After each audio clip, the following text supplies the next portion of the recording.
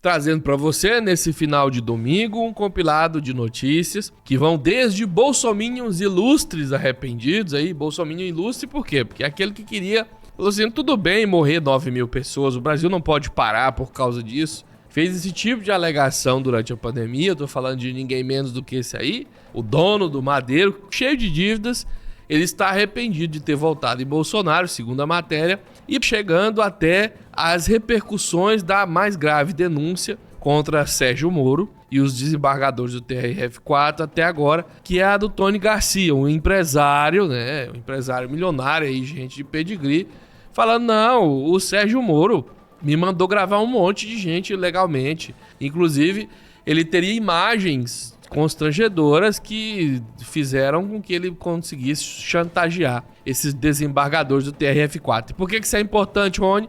Porque esse é um dos principais argumentos, embora sozinho ele já seja fraco, mas esse argumento de que, se o Moro era um juiz ladrão, como o TRF4 acabou endossando as sentenças dele? Existe resposta para isso, sem precisar dessa denúncia, mas a denúncia faz tudo parecer ainda mais claro para quem já desconfiava da República de Curitiba, e é um crime, se for verdade.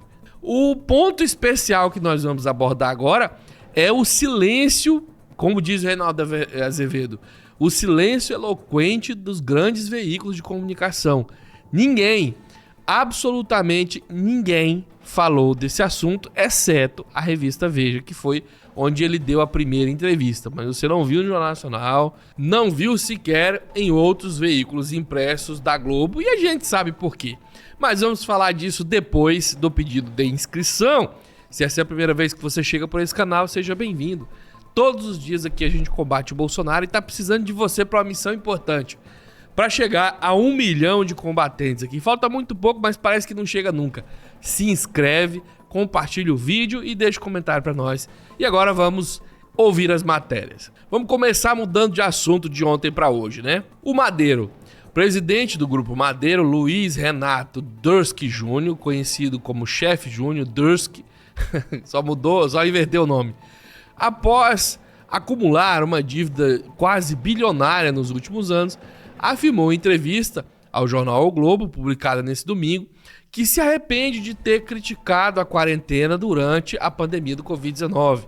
Na época, ele afirmou que o país não podia parar por 5 ou 7 mil mortes. Então, o empresário diz também que não deveria ter apoiado o candidato derrotado nas eleições presidenciais, Jair Bolsonaro, de extrema direita.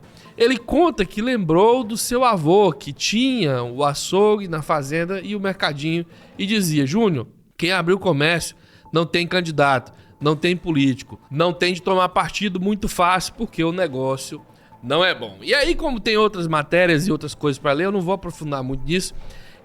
Para mim, é uma das coisas mais prazerosas que existem é ver aqui o choro do bolsominho. Não é porque você é mal, porque você é vingativo, não, porque não foi falta de te avisei. A gente gastou muita saliva e muita energia.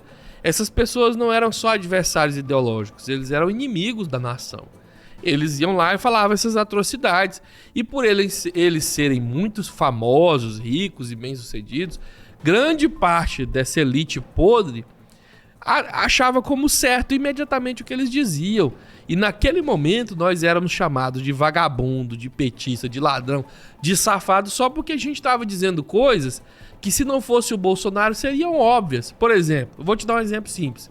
Um ônibus com 40 passageiros bate, pega fogo e morrem as pessoas. O presidente declara estado de luto, um avião cai. Quantas vezes o avião já não caiu? 300 e poucas pessoas morreram. O país para assistir. Não precisa nem o presidente falar. O país para, estarrecido para assistir, às vezes quando é fora. A imprensa do mundo para assistir. Todo mundo fica enlutado. O avião da Chapecoense. Enfim, todas as vezes que o avião dos Mamonas Assassinas, o Brasil parou por 7 pessoas. Quando o Cristiano Araújo morreu por acidente, sabe? Essa humanidade, ela sempre esteve presente em nós e até mesmo na mídia, e até mesmo nos comércios, sabe? De repente, o ódio bolsonarista entrou nos corações dessas pessoas, e eu não diria que é só isso não, que você veja que todo o arrependimento dele tá focado em questões econômicas. Ele só tá arrependido, e eu acho que esse é o principal ponto quando a gente vai discutir arrependimento bolsominion. Você sabe o que é arrependimento? Meu pai, agora que ele falou de avô, eu vou falar do meu pai, lá desde pequeno que eu ouvi ele falar. Arrependimento é quando a pessoa vence e dá certo e ela tá bem. Se o Bolsonaro tivesse ganhado, implantado a ditadura dele, e esse cara não tivesse endividado, tivesse bem, ele sentasse pra refletir sobre o que ele fez, chegasse à conclusão, cara, que merda que eu fiz, eu tô arrependido de ter sido tão errado assim. Ainda assim, seria tardio, mas um arrependimento legítimo. Ele não tá arrependido, ele só tá sentindo a punição. Ele tá reclamando da punição. Qual a punição?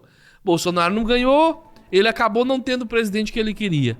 Tá endividado, então ele tá reclamando disso. Você veja que a frase que ele citou, bem meu avô avisou, eu não devia ter mexido com política, porque as consequências vêm. Então ele tá reclamando das consequências. Não é um arrependimento legítimo. Ele não tá se importando. Veja que ele não falou sobre as pessoas. Ele falou, eu parei pra pensar na minha mãe, no meu avô que morreu, e eu pensei nas pessoas que ficaram seus parentes. Eu não tô conseguindo dormir com essa fala que eu disse. Não foi. E nunca é. Você veja que o arrependimento do bolsonarista nunca é desse jeito. Sempre é econômico, sempre no dinheiro, sempre pelas punições que eles sofrem. Entendeu? Então não caia nessa balela.